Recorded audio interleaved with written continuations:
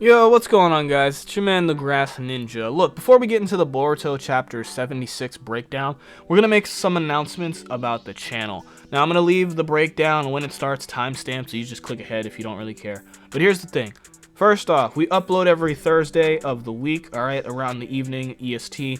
And that means we're going to get a double upload this week, because this one should be dropping Wednesday, and there's going to be another video on Thursday, alright? Now, the other thing, there's a community poll up where I'm thinking about covering the spoilers for the manga, but I've never been a fan of spoiling the manga for myself.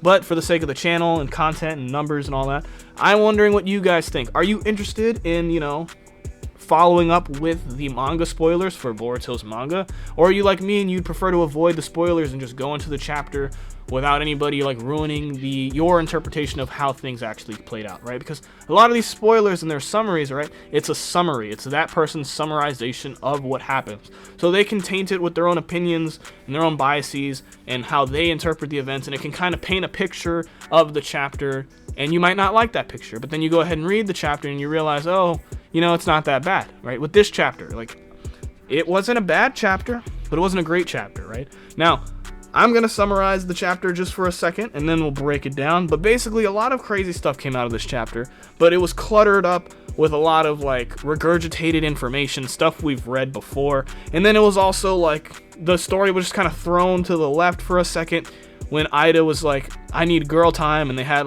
their sleepover, pillow talk, girly, feely stuff. That stuff didn't hit me the right way, but hey, I know some people enjoyed it. People do that shipping war shit all the time. I don't care about it, bro. But for me, that took me out of the story, and the whole regurgitating information, it really slowed things down, but that doesn't mean we didn't get new stuff this chapter. For one, Amado's master plan, right? We get clarified of that, again, regurgitated information. But Kishimoto goes as far as to call it anticlimactic for a second chapter. So I think there's some interesting stuff we should talk about with that.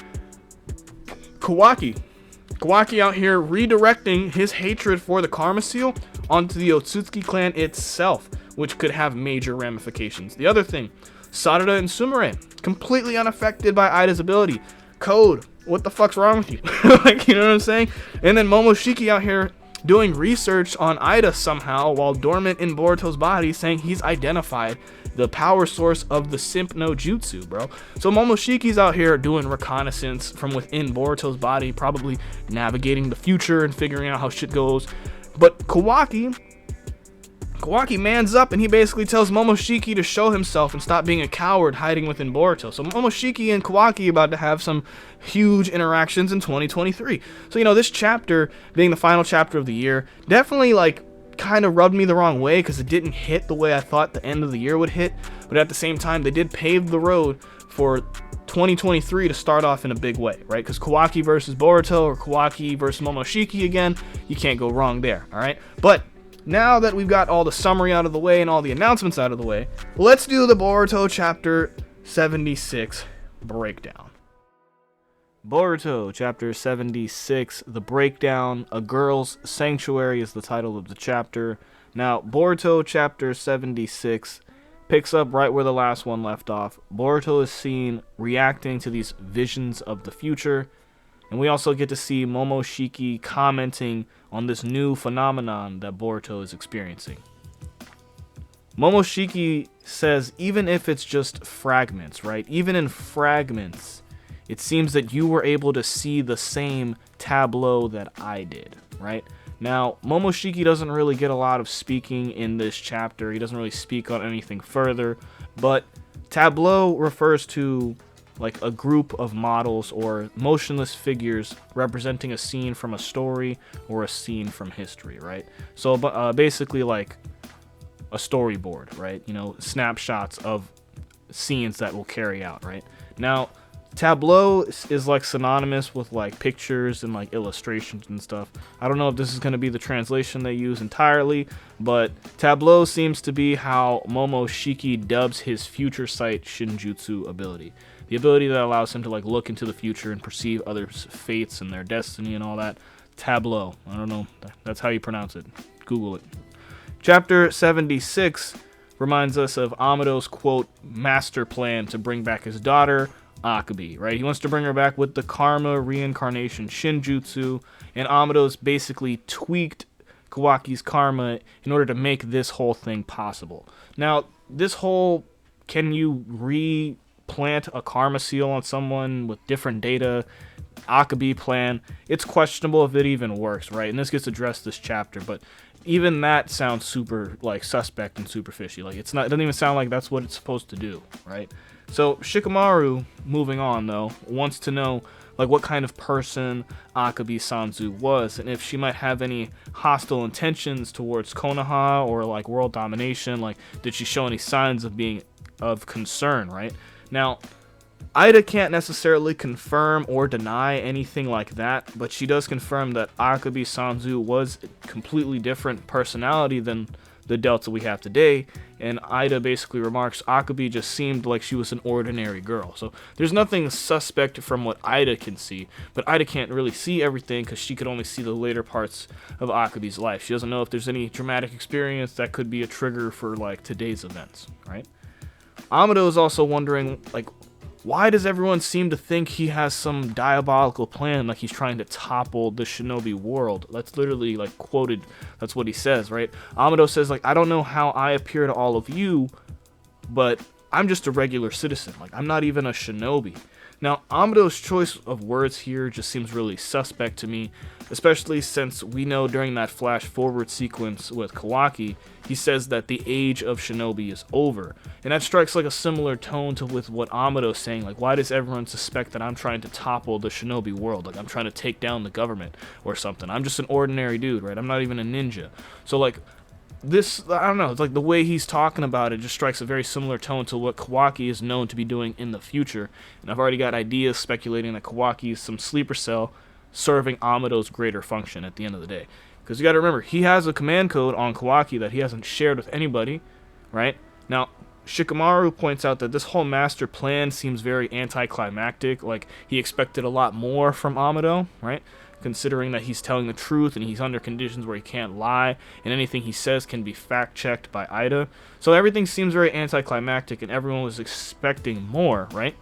And this is where, like, you know, I point out that Kishimoto is taking his second instance to, like, use this phrasing, anticlimactic, right? Like, literally last chapter, Boruto said the same thing about Amado's plans. He's like, I could have swore Amado would have been up to something way more mischievous. It's kind of anticlimactic, right? Same thing with Shikamaru. So I think Kishimoto's planting these little red flags for us to point at, so that way we're diverted from the whole Amado's up to something thing, because he's obviously up to something, but I don't think Kishimoto wants us to think that right now. So he's telling us he's not going to be working on that for a while. If Amado does flip sides or whatever, that's some long game stuff, because he hasn't talked about the command codes that Kawaki has. He hasn't done anything like that, right?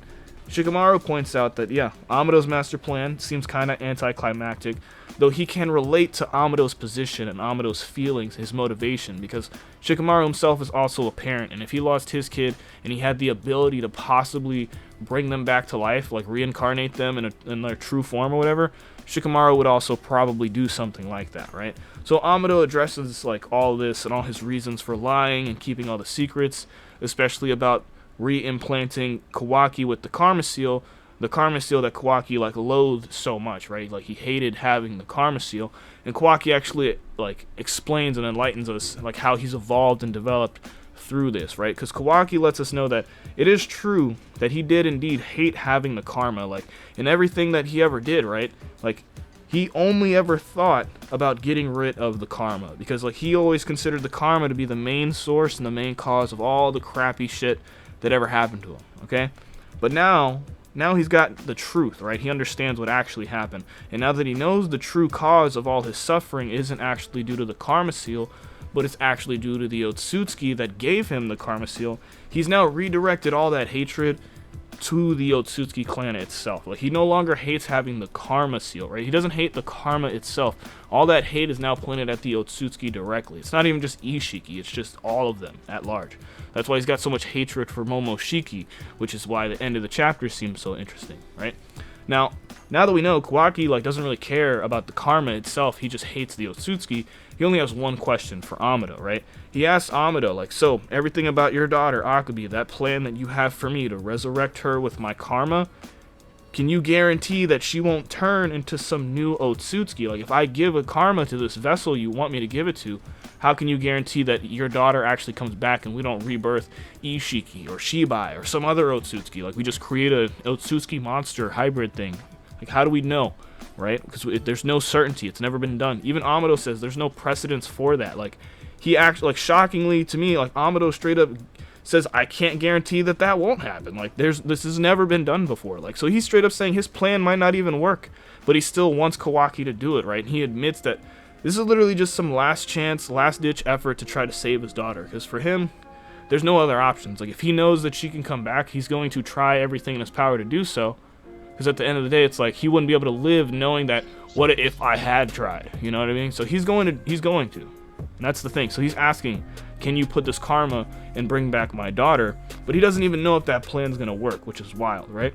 Now, Amado's whole confession comes off very desperate and everything. Comes across very emotionally charged. Like, he literally breaks down, starts crying and everything. And, like, his speech that he gives about all this, like, it impacts everybody in attendance. Because this whole interrogation is being broadcast, like, telepathically. So, like, anybody who's important to the story right now is having all this information being broadcast into their mind, right? It doesn't matter where they're at. So everybody's hearing Amado's story. And this telepathy link, right, when it was used in Naruto, when Naruto's thoughts were being transmitted, everybody could, like, feel his emotions and stuff. Like, his emotions about, like, losing everybody he lost in that part or whatever, like, those emotions bled through, and, like, everybody could feel Naruto sitting on the swing lonely as hell. Like, literally, like, so when Amado's over here having all these emotions and stuff, those bleed into everyone else, and they're all impacted, and they're all having, like, you know, empathy for Amado. But Kawaki seems to be a little different. Kawaki doesn't seem unhappy or anything. He doesn't seem bothered by it at all. Like, he's, like, showing zero empathy for Amado. Because at this point in time, he's like, look, you want me to possibly birth a new Otsutsuki, bro? So, like, he doesn't give a damn about Amado's situation. And there's a lot of tension here. Like, literally everyone's about to cry for Amado, and then the scene shows Kawaki, and he's just like, what, you think I'm some bitch? You think I care right now?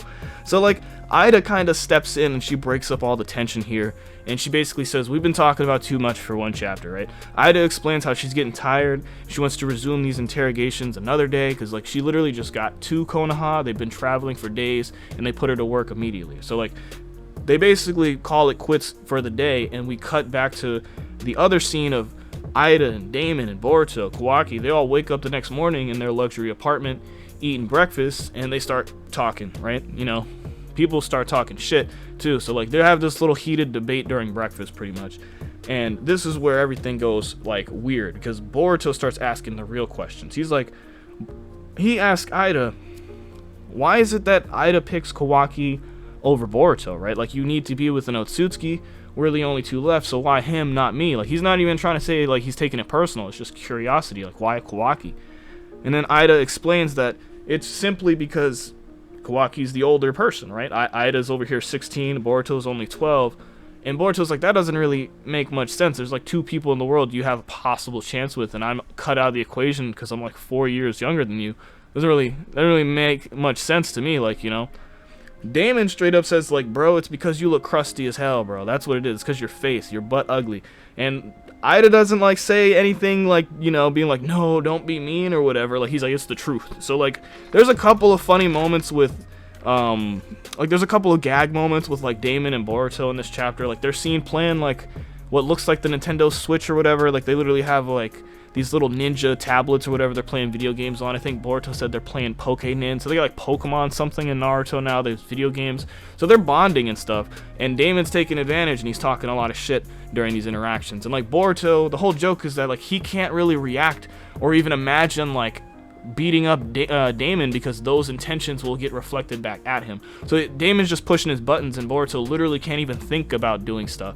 So it's like, you know, it's supposed to be played up for laughs. It's kind of funny. Boruto literally just called butt ugly. Like, it's like, we don't want you because you look at your face. So Kawaki starts talking with Eida, and he ends up like asking the real questions, like how did she end up cooperating with Code? Like, how did that whole thing take place? And she kind of sits silent. She doesn't know how to talk with Kawaki. So Kawaki deduces that she must have made the deal to spare Kawaki's life and use Boruto as the Ten Tails as like some sort of like manipulation, right? Because there's no way Code wouldn't have chosen Kawaki to feed to the Ten Tails because he wants him dead anyway, right? But he chose to spare his life according to her wishes, right? So she basically sold up Boruto and was like, yeah, I'm not picking Boruto because he's supposed to get eaten by the Ten Tails, right? So Kawaki's over here feeling like, you know, betrayed. It feels like nobody ever really takes him into consideration, but he's also displaying a lot of deductive reasoning and a lot of deductive skills in this chapter, right?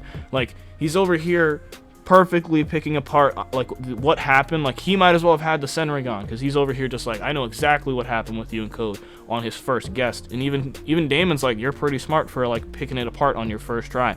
Now Aida's left speechless, right? After hearing Kawaki say her name for the first time, she's all messed up because she has a huge crush on him and everything. But he goes on to like deepen the whole situation. He starts talking about his feelings about how it doesn't matter who it is, everyone who ever wants something from him turns out to just be a scumbag. Like, all of them just are dirt, right? They all treat me like dirt. They all just want to use me for some shit. And then his feelings, like that he's already has, right? Those feelings he already has become further validated because he deduces successfully that Eida was just using him the entire time. Like, she just wants something from him like everybody else. She doesn't really care about Kawaki, right? So Eida, completely uncomfortable with the whole situation because, for one, she doesn't know how to talk to Kawaki because she's never had a crush on anyone before, right? And two, Kawaki is like hitting her with big questions and stuff, so she like slams her hands onto the table and she straight up just like expresses how uncomfortable she is. And she's like, look, there's too many boys here, right? Like, I'm in a house filled with all these boys. The situation is too damn stressful. There's not enough girls in the room, right? That's literally what she says. So she demands that they get the girls, Sarada and Sumire. I need them here right now. And Boruto's like, what the heck? So he has to pass on this message that she's requesting Sarada and Sumire to like be on site. Now, this is where we receive that notice. Like, Sarada and Sumire, they're like, holy crap, we have to go. Aida's summoning us. Shikadai is also on this telepathic phone link because apparently that's just 24/7 right now. But Shikadai hears everything and he also decides he should go. Since he wasn't affected the same way Inojin and Chocho were, he's like, I have immunity like Sarada does, so I should be good. He shows up. The first thing that happens when they get there is Shikadai becomes completely infatuated. So he's taken out immediately, right? He's over here like, I don't even know why I came, you know? And everyone's asking the same question. Aida's like, you should leave. Like, you know, I asked for the girls. I don't know why you came. So he's over here completely infatuated, and he becomes completely useless, right? Now, this is where Sarada becomes extremely cautious, because right now, she doesn't know, like, how Aida's abilities work, right? There's too much uncertainty with her powers. She's over here like, what was it with Shikadai? Like, was it that Shikadai hadn't gotten a good enough look, like, when he saw her the first time? Like, how come he wasn't affected the first time, but he is now, right? Now, Sarada's, like, on guard, right? She doesn't understand what's going on. So she's like, I'm just going to try as hard as possible not to look her straight in the eye. No eye contact. I should be okay, right? So Sarada's over here like, I haven't been affected yet.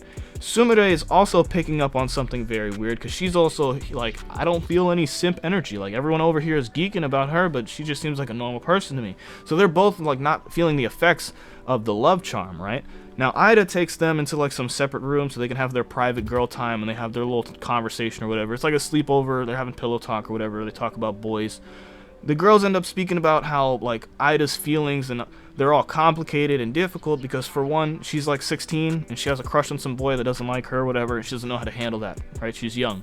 And the second thing, she has to deal with this ability that has made it impossible for her to just have any kind of emotional relationship with anybody. Like, her ability literally makes it so that everyone acts like her servant. They become simps, like, legitimately.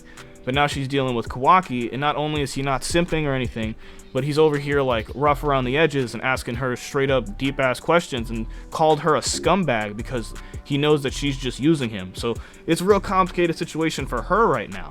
And while Aida's like spilling out her heart and everything and talking about her feelings, the girls start talking about Eida, right? So Sumire calls out to Sarada telepathically.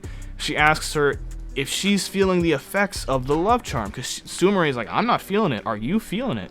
And Sumire points out that since they're both not feeling it, right, the mere fact that both her and Sarada appear to be unaffected by Eida's love charm could prove to be very dangerous, right? Since like the two of them would technically be able to attack her since they're not under her effect.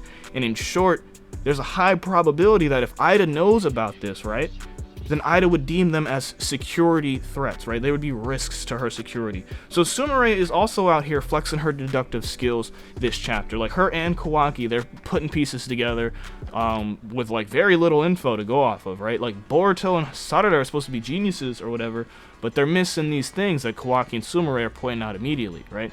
So Sumire passes on this new info to Shikamaru, right? And he's completely shocked by this development because everybody's affected by Eida except for these two little girls.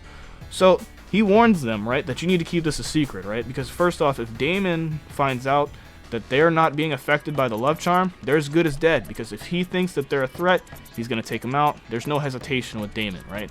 Now, he also orders them to keep this information secret from Boruto and Kawaki, and they can't tell anybody, right? Because the more people they tell, they run the risk of this intel becoming leaked and then their position being compromised, right? Because they have a unique position. If they're not affected by Eida and Eida allows them to get close, then they have a chance to take down Eida if the need ever arose, right? Because right now Konoha doesn't see the need to take down Eida, but if they ever did, they need a strategy to do so.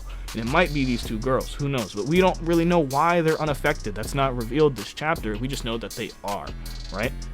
Momoshiki pops back into the story. So he started off the chapter and he ends off the chapter, right? So Momoshiki pops back into the story saying that he's identified the source of Eida's love power, right? Possibly using that tableau Shinjutsu to look into Eida's future. We don't know how he knows, right? But that's the likely route. He can just peer into people's destiny, into their fate, and if he sees enough stuff, he might learn some shit. So he's investigating and doing research from within Boruto. Like he's dormant. Boruto had no idea what was going on. These thoughts just bled into Boruto's head again, and he hears Momoshiki say that he's identified Eida's love charm power. He knows what it is, right? Now Boruto hearing Momoshiki say that, right, is like, whoa, oh, you're back and you're talking about stuff? Explain what you mean, you know her love powers, right? But Momoshiki's not trying to be helpful, so he tries to stay quiet. He's like, ignore what I said, right? That was just my thoughts bleeding into yours. I'm not going to think no more. Just go about your day. Boruto's not liking that. He's like, you just said something super useful, okay? Now, while they're having this mental debate or whatever, they're not actually talking. This is just like two people having thoughts in the same body or whatever. So they're like yelling at each other in Boruto's head. And Boruto's not really controlling his facial expressions or his body language while he's having this mental debate with Momoshiki. And this is where Kawaki kind of notices Boruto has some odd behavior. Like he's talking to someone, but he's not talking to someone. And this is when he figures out that it has to be Momoshiki, right? So Kawaki's deductive reasoning kicks in again, and he just automatically knows Boruto's been having psychic conversations with Momoshiki that nobody knows about, even though everybody seems to be able to read each other's minds nowadays, or at least with this like telepathic link thing, you know? It's really weird. But chapter 76 basically comes to an end with Kawaki demanding that Momoshiki quits skulking around and he come out and face him, right? So he basically calling Momoshiki a coward for hiding within Boruto, and he demands that he come out and face him right now. So literally Kawaki's out here demanding Momoshiki reveal himself and stop hiding, which is insane, right? But chapter 76, you know, it wasn't super heavy. It wasn't like, holy crap, back to back to back banger or whatever. There's definitely some dull and low moments that you had to read through and power through. But at the end of the day, there were some interesting things that definitely changed the scope of the story that came out of chapter 76, right? Amado's master plan is essentially, he's just a father desperate with a plan to save his daughter because he can't accept that she died, right? And this is the second chapter where Kishimoto has someone in the dialogue call this whole plan anticlimactic, right? Which could be red flags as hell, because maybe he's trying to be super genuine and there are no ulterior motives, or maybe we should be looking at Amado closer because he becomes even more suspect than he already was, right? Now, Kawaki has all his hatred for the Karma Seal, and it has been placed on the Otsutsuki clan, so all of his hatred for the Karma has been redirected on the Otsutsuki clan itself. Sarada and Sumire, they're completely unaffected by Eida's love charm. Reasons are unknown right now. We don't know if Sarada's got Indra Otsutsuki chakra that makes her Otsutsuki enough, and the Nue Ghetto whatever thing. We don't know what's going on there, but it's a spit in the face to Code right now because he's affected and these two girls aren't. Now, Momoshiki identifies the source of Eida's love charm, apparently, because he can just investigate people by looking into their futures without having to leave Boruto's body or even possess him. So he's over here investigating and gathering intel. Super broken ability right now, right? And then Kawaki confronts Boruto and demands that Momoshiki reveal himself. So overall, you know, like, it's not the best chapter. It's not a bad one either, though. There's a lot of good stuff that did come out. We got a lot of new development for Kawaki and Amado. That's always a good thing. I didn't really care for, like, the girly sleepover pillow talk much, but, you know, Momoshiki doing his own research from within Boruto, channeling this future sight, whatever, and Kawaki setting up some very juicy conflict to kick off 2023. So overall, pretty average way to end the year, you know, not the best chapter to go off of, but it's not terrible or anything. What do you guys think of the chapter at like, in its entirety? Like the video, comment your thoughts in the comment section below, hit the sub bell, check out the community post, and yeah, peace.